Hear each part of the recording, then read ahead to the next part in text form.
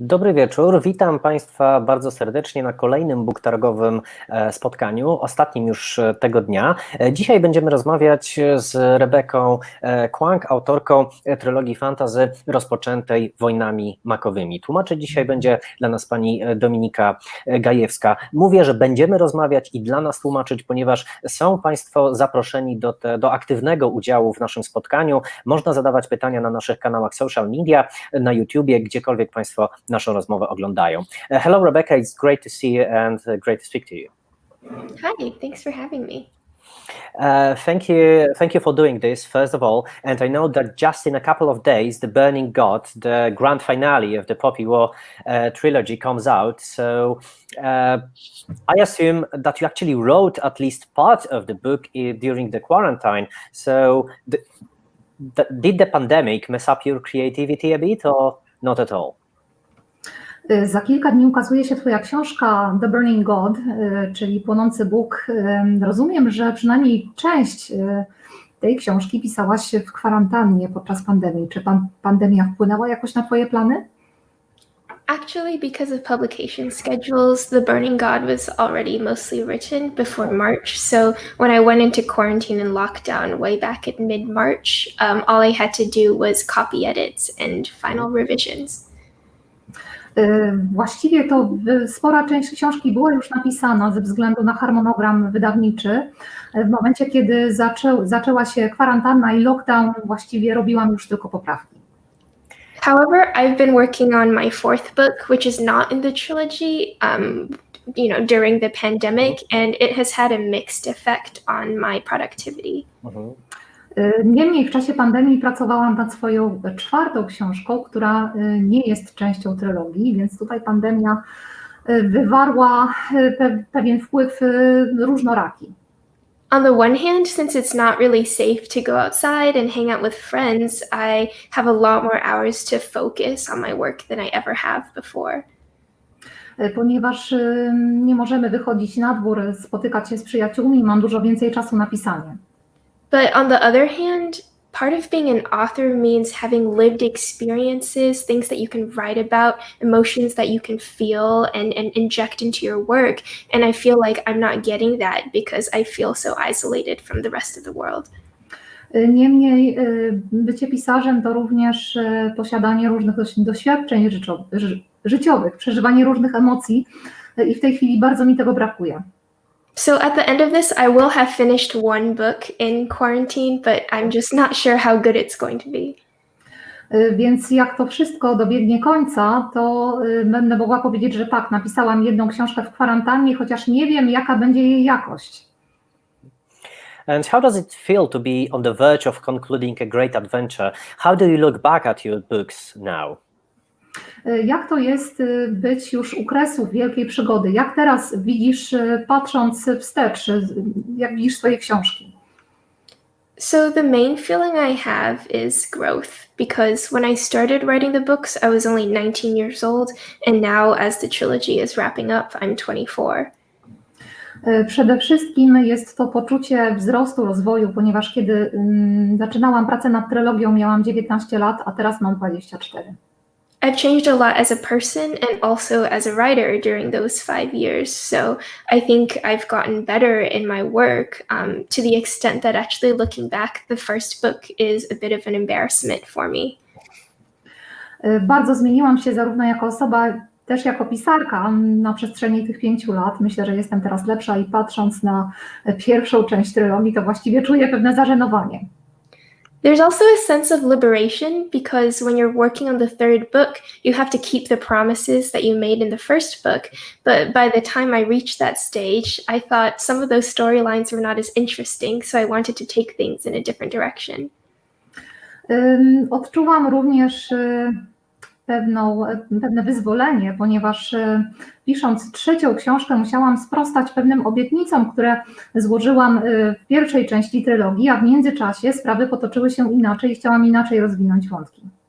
So now I get to start over with storylines that feel fresh and interesting and new to me and have a completely blank slate, and that feels really good. A teraz czuję się bardzo dobrze, ponieważ mogę niejako zacząć znowu od początku. Mogę tutaj rozwinąć zupełnie nowe, ciekawe wątki, które teraz mnie ciekawią. And I've been wondering if you suffered a second book syndrome after the success you experienced with the Poppy War. Czy po napisaniu Republiki Smoka, po sukcesie Wojny makowej cierpiałaś na coś, co można by nazwać syndrom drugiej książki? Definitely, that was a really big problem for me. And there are two reasons why writers often get the second book syndrome. The first is that it becomes really hard to replicate the things that worked in the first book.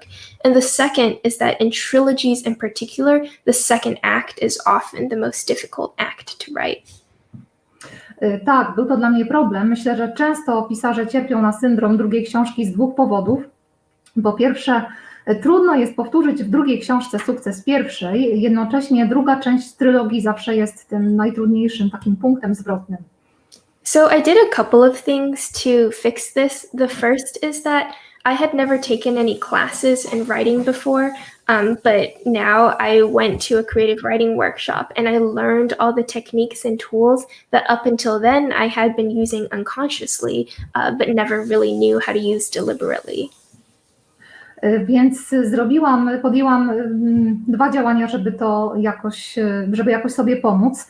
Wcześniej nigdy nie uczyłam się pisarstwa, teraz zapisałam się na warsztaty kreatywnego pisania, gdzie zdobyłam techniki i narzędzia, które wcześniej stosowałam podświadomie. And the second thing I did was I studied a lot of the really good trilogies, both book trilogies and film trilogies, to understand plot-wise how the second act worked. So I watched the Star Wars movies again, I reread the Lord of the Rings trilogy, etc., and I actually diagrammed the storylines in the second acts. Po drugie, przestudiowałam przy tej okazji kilka, czy też liczne trylogie, zarówno książkowe, jak i filmowe, żeby zobaczyć, jak rozwijają się wątki, jak rozwija się akcja, więc obejrzałam Gwiezdne Wojny, Władcę Pierścieni i sobie to rozrysowałam. I actually want to draw something for you, if that's okay. Yeah, sure it is. Yeah. Here's a blank sheet of paper, and here are the three acts. Mhm. Chciałabym teraz, jeżeli mogę, narysować coś dla Was, więc mamy tutaj te 3 akty. So book 1, book 2, and book 3 in a trilogy. So the trilogy needs to have an overarching storyline. Pierwsza, druga, trzecia część trylogii. Trylogia musi mieć taki niejako łuk akcji. But each book in the trilogy also has to have its own storyline in order for them to feel satisfying. Ale każda z części również musi opowiedzieć własną historię i mieć własny łuk. But book 1 has to start a storyline that ends in book 2. Niemniej w pierwszej części powinna rozpoczynać się historia, która kończy się w części drugiej. But book 2 also has to start a storyline that ends in book 3. A w drugiej części z kolei zaczyna się historia, która kończy się w trzeciej części. So you can see why the second book is most difficult, because it has to carry 4 independent storylines. I dlatego widzimy, że druga część jest najtrudniejsza, ponieważ tam przeplatają się 4 opowieści. So if done badly, the second book is often really bad. But if you do it really well, then it can be the best act in the trilogy, like The Empire Strikes Back in Star Wars. Więc druga książka, jeżeli jest dobrze zrobiona, to może być świetna, z kolei jeżeli jest źle zrobiona, to może być fiaskiem, a przykładem świetnej drugiej części jest chociażby Imperium kontratakuje w Gwiezdnych Wojnach. So that was probably a longer answer than you were expecting, but I really made a study of how trilogies work. Więc może przydługa odpowiedź, ale naprawdę przestudiowałam, jak działają trylogie. I dare to say that was actually a perfect answer, and thank you for sharing a glimpse of your writing process with us, because the readers asking questions are actually interested in your inspirations. And can you say something about the research process?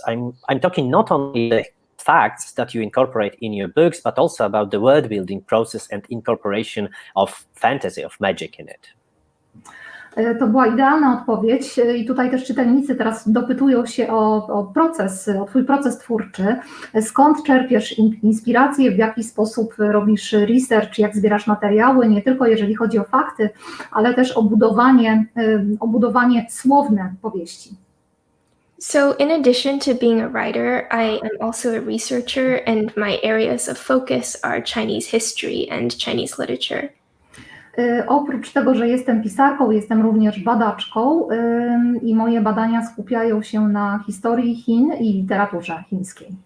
Which means that research for world building is really easy because instead of reading about areas that I don't know anything about, instead, when I take notes during class, I also take a second set of notes for how I could incorporate that into a book. Więc jeżeli chodzi o budowę światów, to podczas wykładów, kiedy robię sobie notatki dotyczące na przykład historii, robię też drugi zestaw notatek, w którym rozpisuję sobie, w jaki sposób tę wiedzę mogę przełożyć na swoje książki. For example, last year when I was at Cambridge, I was taking a class on Chinese during World War II, and we did a lot of readings on not just the impacts of war, but the impacts of the aftermath of war. What happens when populations are displaced, when you have migrants and refugees in a land that is struggling to find peace.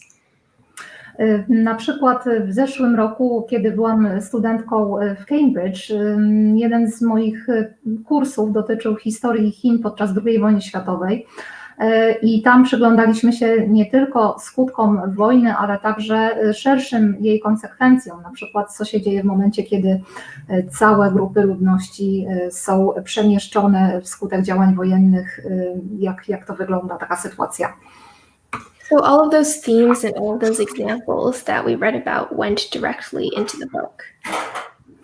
I wszystkie te tematy, wszystkie te przykłady, które poruszyliśmy w czasie zajęć, to się znalazło bezpośrednio w mojej książce. So the way that I manage my dual careers as a student and a writer is that whatever intellectual question I'm interested at the time becomes the sole focus of my next work. I w taki sposób niejako łączę te swoje dwie kariery, czyli jako pisarki i też jako badaczki, to ilekroć pojawiają się pytania badawcze, czy też pytania intelektualne, to właśnie na nich skupiam się następnie w swoich powieściach. So the next book, which is set in Oxford, is going to be about student revolutions and also translation theory and a magic system that works based on linguistics and the differences between languages. Więc kolejna moja książka, akcja mojej kolejnej książki będzie działa się w Oksfordzie. Będzie tam poruszony wątek rewolucji studenckich, także teorii przekładu i różnego rodzaju kwestie semantyczne powiązane z magią. So in a way I'm really lucky because as long as I'm taking classes and learning from people who are smarter than me, I never run out of ideas for stories. Więc w pewnym sensie mam szczęście, ponieważ dopóki studiuję, dopóki uczę się od osób, które mają większą wiedzę ode mnie, dopóty mam tutaj źródło pomysłów na swoje opowieści. And I remember reading an interview with you where you describe your upcoming book as a dark academia. And as you mentioned, that stems from your Cambridge-Oxford years. So were they really that dark? Przeczytałam w wywiadzie, że twoja kolejna książka wpisuje się w nurt Dark Academia, czyli taka mroczna powieść akademicka. Czy w takim razie twoje lata na Oxfordzie i w Cambridge były aż tak mroczne? So the interesting thing about dark academia as a genre is that the existing books always have to invent some kind of monstrous entity or darkness to serve as the villain. To, co ciekawe w tym gatunku, czyli mrocznej powieści akademickiej, to to, że zawsze w tych książkach wymyślana jest jakaś taka postać, czy jakieś takie mroczne zjawisko. But what's strange is that the evil is never inherent to the university itself. The university always just serves as a location for the story. Ale to, co charakterystyczne, to zło nigdy nie wynika z samego charakteru uczelni. Uczelnia jest jedynie miejscem akcji. So I want to subvert this assumption and ask what if the evil is indeed part of the university itself? Więc ja tutaj chciałabym niejako odwrócić to założenie i zadać pytanie, co by było, gdyby zło wynikało z samej natury uniwersytetu? And you don't have to reach far into history to discover these threads. Oxford and Cambridge are universities that were fueled by colonialism, that produced racist, imperialist, colonialist ideas. And even today, the legacy of those histories still is very much part and parcel of the university culture and atmosphere and finances. I nie trzeba sięgać daleko w historię, ponieważ zarówno Oxford, jak i Cambridge to uczelnie niejako zrodzone w systemie kolonialnym, gdzie krzewiono idee rasistowskie, imperialistyczne i to również jest częścią dziedzictwa tych uniwersytetów. For example, it wasn't even until 2018 that Oxford and Cambridge decided to appoint researchers to look into the ways that those universities profited off of slavery and were perhaps built by slaves. Dopiero w 2018 roku na przykład te uczelnie postanowiły zlecić badaczom zbadanie historii, czyli w jaki sposób te uczelnie czerpały z niewolnictwa i wykorzystywały pracę niewolniczą. And I think that refusal to account for that history is very much related to the fact that even in the 21st century, it's much easier to be a rich white man at Oxford or Cambridge than it is to be anyone else. I myślę, że pewien brak pogodzenia się z tą historią, rozliczenia tej historii przekłada się bezpośrednio na dzisiejsze czasy, kiedy nadal łatwiej jest na Oxfordzie czy w Cambridge być po prostu bogatym, białym mężczyzną. So when other people say dark academia, they mean something that is fantastical, some horror that is made up. But when I think about dark academia, I think about the actual darkness of history. Więc kiedy ludzie mówią o mrocznej powieści akademickiej, mają zazwyczaj na myśli właśnie jakieś wątki fantastyczne, podczas gdy dla mnie ten mrok wynika po prostu z samej historii. I hope that we will have an opportunity to talk about this upcoming book in detail when it comes out in Poland. And now I would like to go back to your Poppy War trilogy, because in it you are not shy to depict a really impactful episodes from Chinese history, like the rape of Nanjing, a tragic event that I assume Western readers are not necessarily familiar with. So is that a part of your writing agenda, to make people remember about it? Mam nadzieję, że o Twojej najnowszej powieści będziemy mieli jeszcze okazję porozmawiać, kiedy ukaże się w Polsce. Natomiast teraz chciałbym wrócić do trylogii i tam opisujesz różne epizody z historii Chin, między innymi masakrę, coś na kształt masakry nankińskiej.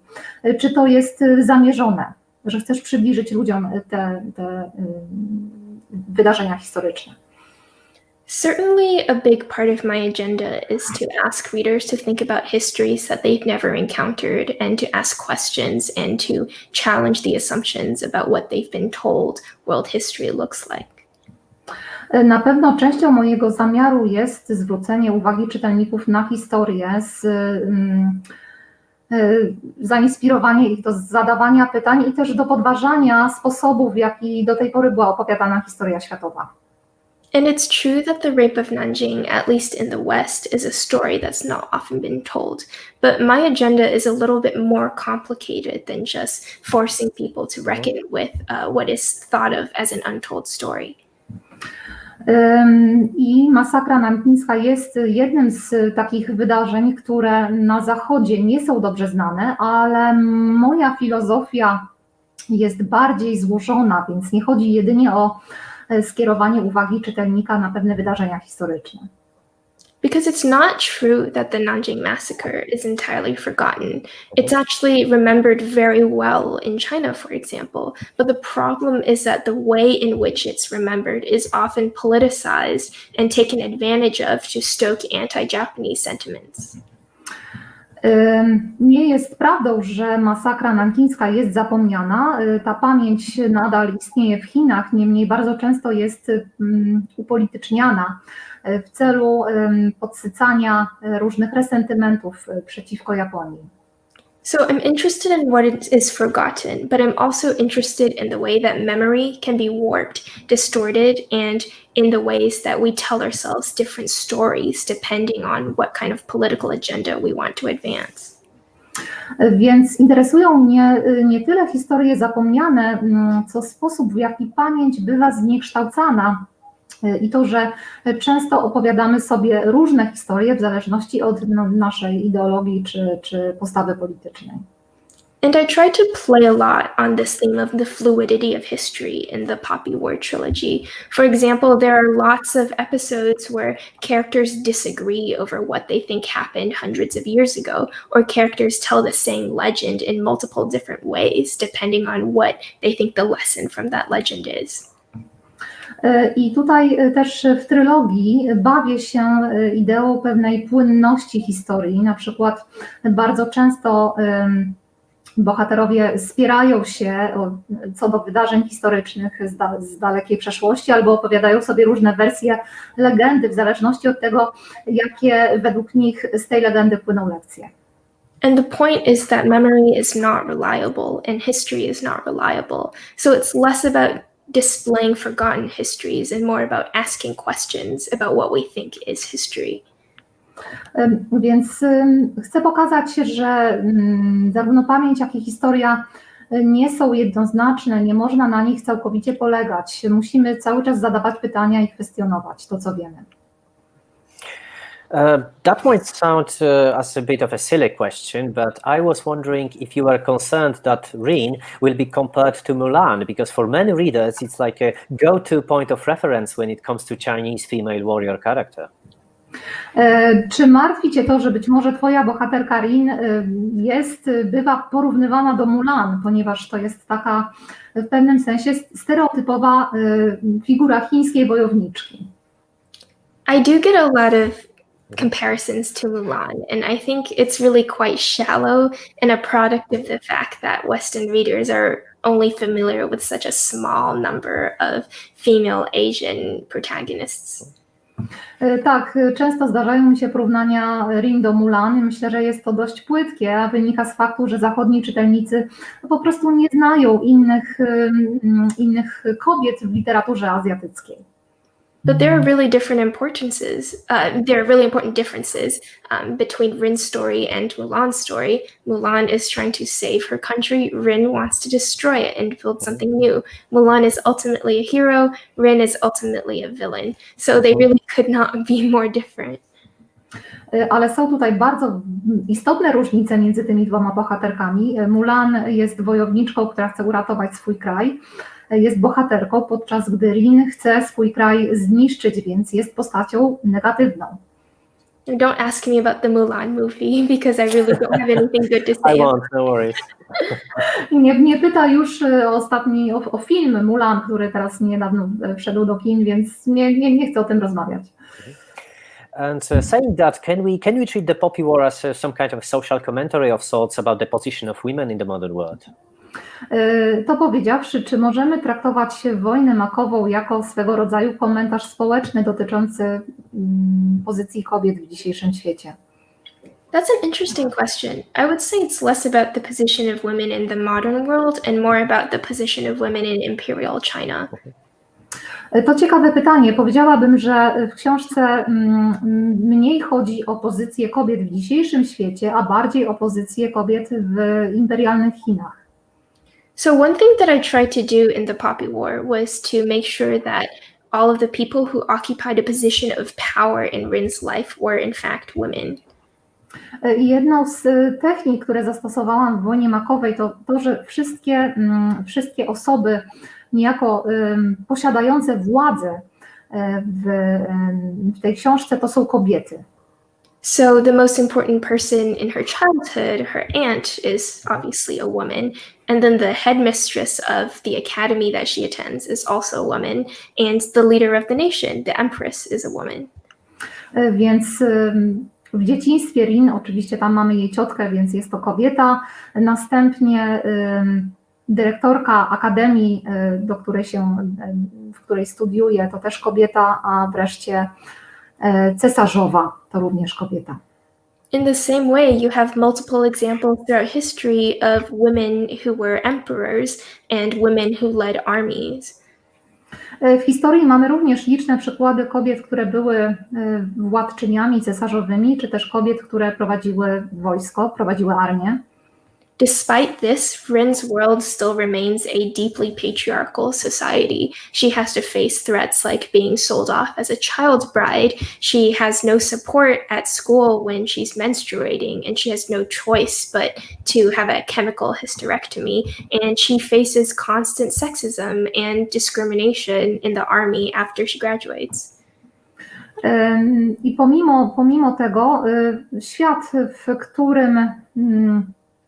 którym funkcjonuje Rin, jest bardzo patriarchalny, poczynając od tego, że jako dziewczynka może zostać sprzedana, wyjść za mąż za starca, a dalej w akademii nie ma żadnego wsparcia, kiedy miesiączkuje, wreszcie musi poddać się zabiegowi usunięcia macicy. So the argument here is that it's not enough just to have some few examples of women in power. Więc tutaj widzimy, że nie wystarcza, żeby mieć kilka kobiet u władzy. So, for example, in the United States, we're about to have our first woman vice president, but that doesn't mean that the issues that women face in the US will magically disappear.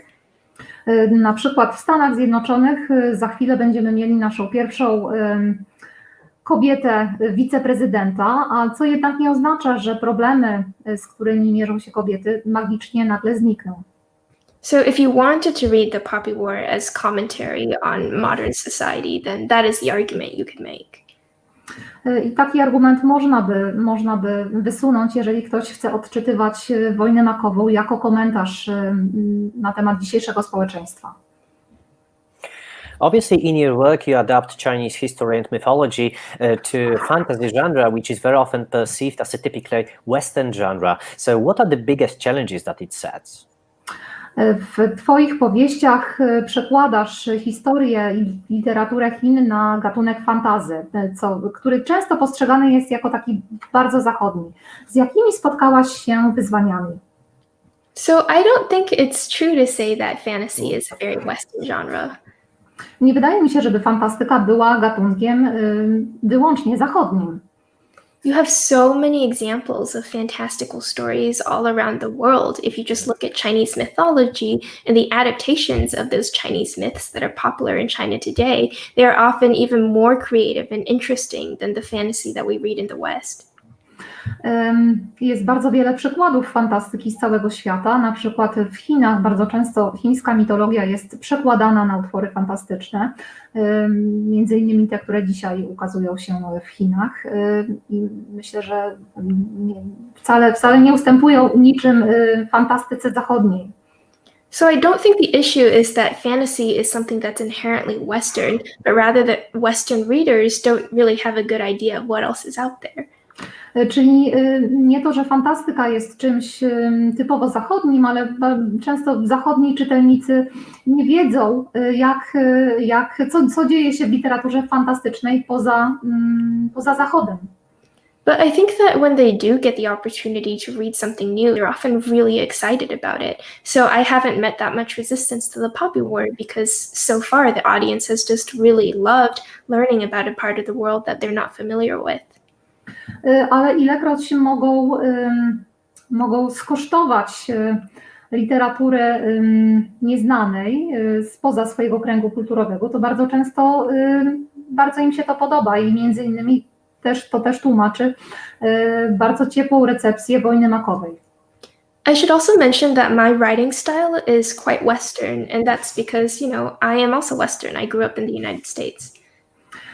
Powinnam wspomnieć również, że mój styl pisania jest bardzo zachodni, co wynika z faktu, że wychowałam się na Zachodzie w Stanach Zjednoczonych. So I write in very colloquial, easy to understand English, and I use a lot of the story forms and story tropes that you might see in Harry Potter or Lord of the Rings or a lot of other Western fantasies. Więc piszę językiem raczej kolokwialnym i wykorzystuję różnego rodzaju tropy, które możemy znaleźć również w Harrym Potterze, czy też we Władcy Pierścieni i innych tego rodzaju dziełach. So I also think it's my particular blend of Eastern ideas in a Western shape that makes this more accessible to readers. Więc myślę, że tutaj też to połączenie wschodnich idei i stylu zachodniego to jest to, co sprawia, że moje książki są przystępne dla czytelnika. Unfortunately, our time is almost up, so I will just ask the final question that I picked from the ones that the readers have asked, and it goes: when you create a new story, do you have the whole plot planned in advance, or do you allow your characters themselves to shape the storyline? Zbliża się koniec naszego czasu, więc zadam ostatnie pytanie, to jest pytanie od czytelnika. Kiedy piszesz książkę, czy masz rozplanowaną całą akcję, wszystkie wydarzenia, czy to się jakby pojawia podczas pisania? So I can't write according to a plot because I can only write when I'm really excited about something, and I can only get excited about something if I know what it is, and if I'm plotting, I don't know what it is yet. O, niestety problemy techniczne, nie do końca słyszałam odpowiedź, ale wydaje mi się, że jednak częściowo ta intryga jest już rozplanowana. Tak, Rebeka dopiero ekscytuje się właśnie tym, jak już wie, co nadejdzie, ale nie do końca, przynajmniej tak ją również zrozumiałem, też u mnie coś szarpnęło. Okay, sorry, we had some technical issues, but you can go on, yeah. Okay. So I do something that I call discovery writing, which is I have a basic idea of the characters and the direction of the plot, but I just play around with it and see what works and see what sticks. Czyli uprawiam pewnego rodzaju pisarstwo odkrywcze, więc mam pewien pomysł na bohaterów i pewien pomysł na intrygę, ale to się jeszcze rozwija w trakcie pisania. And I'll do a number of things to inspire myself during this process. I'll listen to music, I will look at images of the places that I'm writing about, or I'll do historical research and write scenes that pop into my mind based on what I'm looking at. I mam kilka sposobów żeby znaleźć inspirację, czyli na przykład słucham muzyki albo oglądam zdjęcia miejsc, o których piszę, albo po prostu prowadzę badania historyczne, zbieram materiały historyczne i wtedy inspiruję się nimi. And then once I feel like I have a really good grasp on the world, and when I know the characters so well that they could be my friends, then I go back and try to think of a plot that all of this would fit. Kiedy już mam dość dobre pojęcie o tym świecie, który tworzę i zaprzyjaźniłam się ze swoimi bohaterami, no to wtedy zaczynam badać możliwości, jak rozwinąć intrygę. So this is a really messy process, and it means that I end up deleting tens of thousands of words from every project, but it feels more real and genuine to me. I think writing from a plot can feel a bit artificial. Jest to zatem dość chaotyczny proces i w jego trakcie często po prostu muszę wyrzucać dziesiątki tysięcy słów, ale myślę, że jest to bardziej uczciwe, ponieważ nie lubię pisać z pozycji, kiedy mam wszystko rozplanowane. Rebecca, thank you for your time. It's been a pleasure to speak to you. Apart from being a terrific writer, you're also a very interesting person. So I hope we'll have an opportunity to speak again.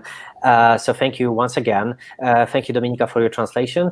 I dziękuję Państwu również za uczestnictwo w dyskusji. Have a great day. Thank you. You too, and thank you, Dominika. Thank you. Thank you. Bye. Bye.